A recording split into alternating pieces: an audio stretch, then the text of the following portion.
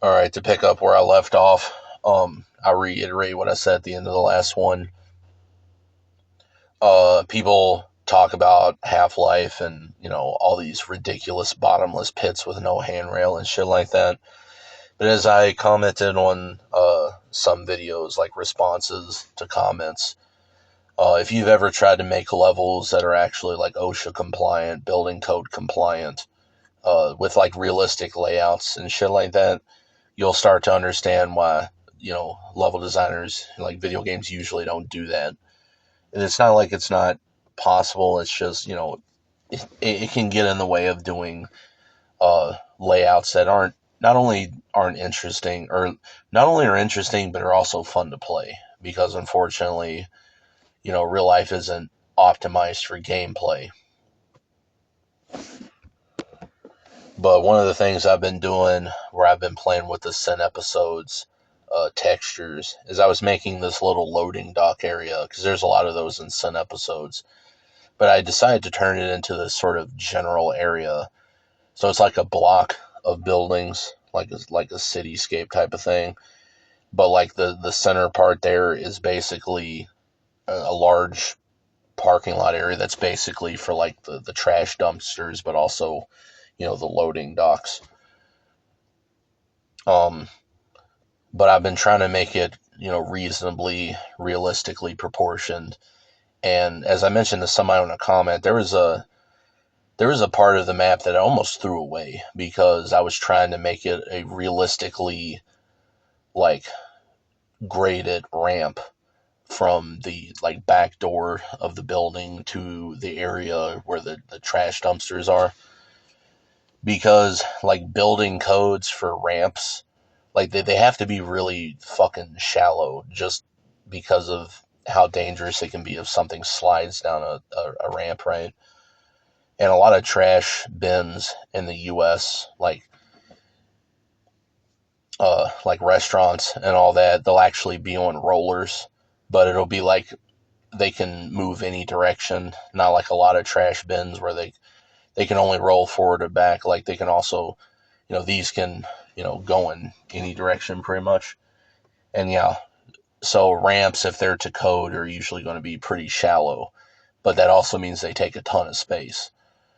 And trying to do a level, if you start off just proportioning it on what feels right, then you go and try to put in a ramp like that, it ends up taking up so much space that like ended up there's a lot of stuff I had to like shift over and this and that.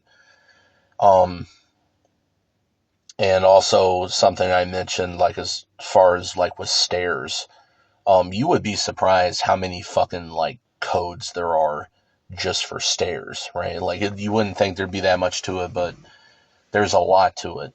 Like we're talking about the difference on the different balusters, not banister, baluster. Those are different.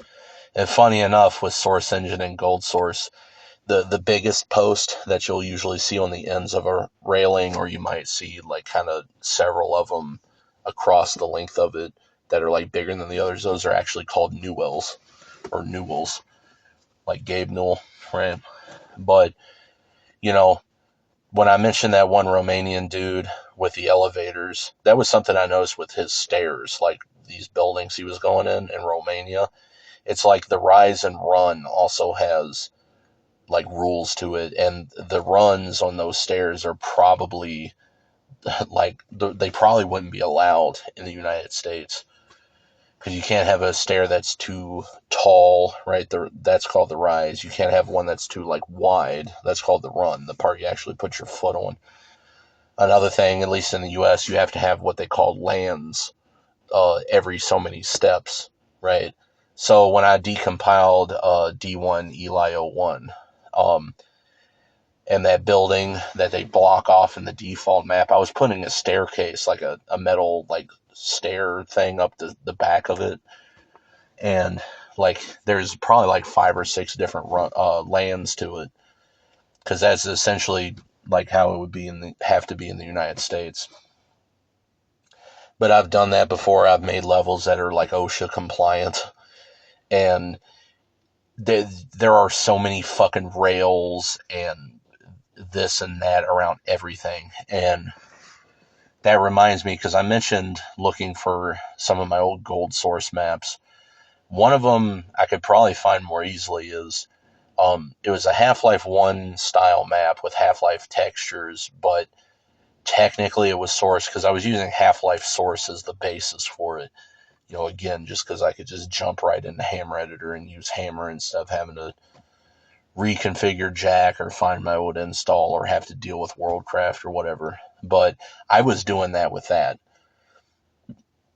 So I put loading docks and shit like that in the level I was making that were actually kind of, I wouldn't say to spec, but they were closer to real life than, they might be otherwise. And you would be surprised how many chains and rails and guards and everything there is on everything. And it's very visually busy. And it's, they have these high vis colors on them. And yeah, a part of that is, if you're trying to go for a particular aesthetic, doing it realistically can actually get in the way. But I do my attempts to make realistic layouts and this and that. But, you know, I would rather see a level with a good art style, with compelling gameplay, or that's just interesting to explore, than something that is technically realistic. Like even in my own maps, I like to go more for a realistic style, but I'm only going to do realism to the point that it's interesting. And something that I do in my maps, like I said, I used to be a big Valve fanboy, heavily inspired by that, and that's something that I always read about with their shit is like the environmental storytelling and this and that. I try to tell a story with my levels. And I started to mention the other one, but one of my big ones was the sound design. So as I mentioned, that one like kind of like spooky prison level I had made, you could hear the flowing water and that sort of just airy sort of ambiance, and just these different. It's hard to put into words, but if you whatever video game you think has good sound design, like Half-Life 1, Half-Life 2, or whatever, that's what my shit is like. I mean, I don't copy what they did. I do my own thing, but you know, I have the same objectives when I make a level. Sound design, like visually, lighting and textures is everything, but as far as the aesthetic, lighting and textures on the visual side of it, but the rest of the aesthetic is the sound design. If the sound design is on point, that can even, to a large degree, make up for the graphics, as I mentioned with, Gold Source, and probably in some ways using phenomenal sound design as a way to supplant graphical limitations of the time.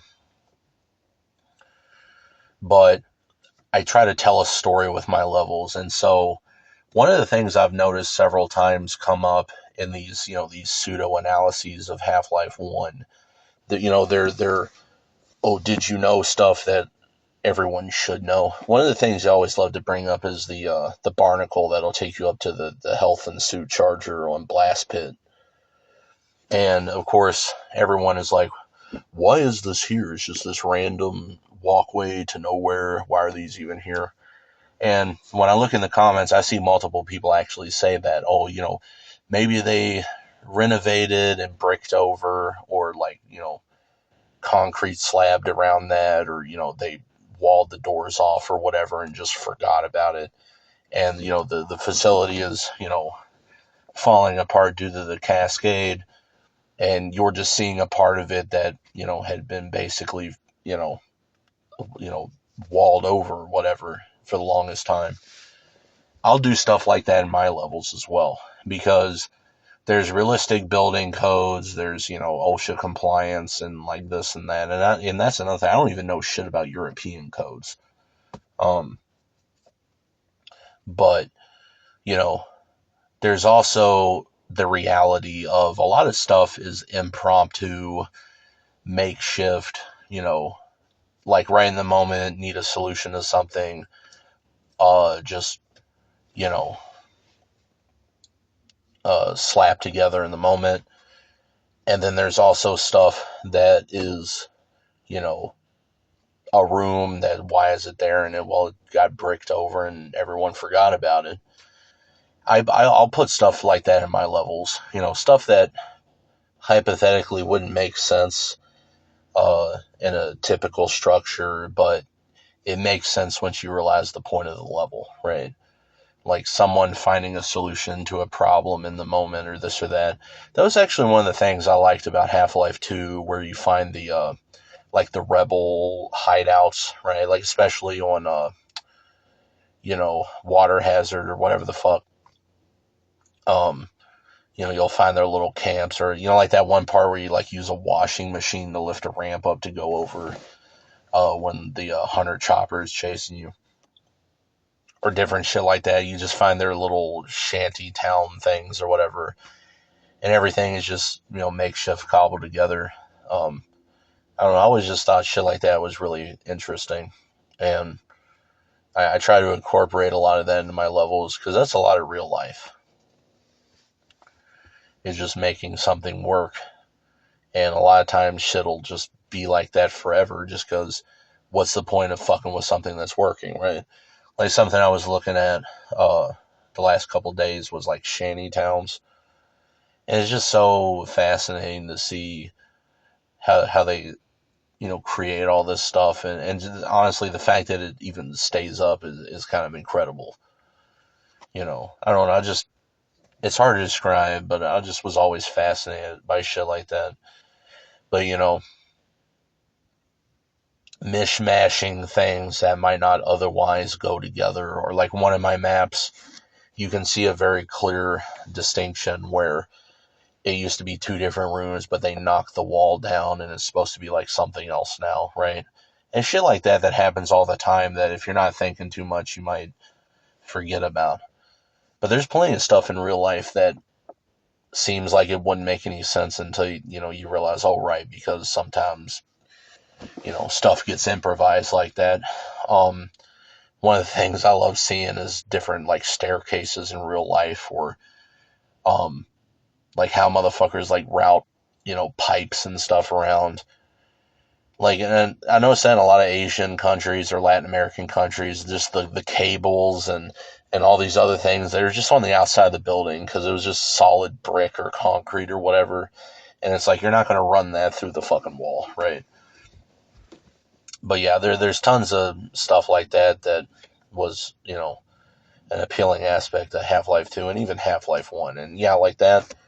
Oh, the suit charger was there just because, you know, they closed off that part of the facility and I guess forgot to, unhook it or whatever before they did. And it's just been there forever and you just now found it. You can see shit like that all the time on websites. Motherfuckers find, hidden rooms and shit like that. And I mean, that alone can also factor in, if you're doing like spooky type of maps, like I've mentioned a couple times now, but also just playing into the whole appeal of finding secret areas and shit like that. Everyone loves to be able to discover something. Everyone loves to be able to, find like, treasure or goodies or whatever. And I think another aspect of the, you know, sort of impromptu structures, or just, whatever sort of innovations or whatever, is just the exploration aspect of that. That's another thing I try to incorporate into my levels. But yeah, realism is one thing, but I also like to put my fair share of bottomless pits and other bizarre shit in levels. And there's a lot of stuff in real life that's, bizarre like that, and you wouldn't think anything would ever be like that. But yeah, there's some pretty dangerous, bridges and, walkways and other shit like that in real life. So it's never really that out of the ordinary, but it is still kind of surreal sometimes. And I like to do a blend of those, the level design, storytelling, sound design, whatever. But I also like to, do compelling level design by blending, parts of the realism, but also parts of that sort of aspect, abstract, impossible geometry type shit.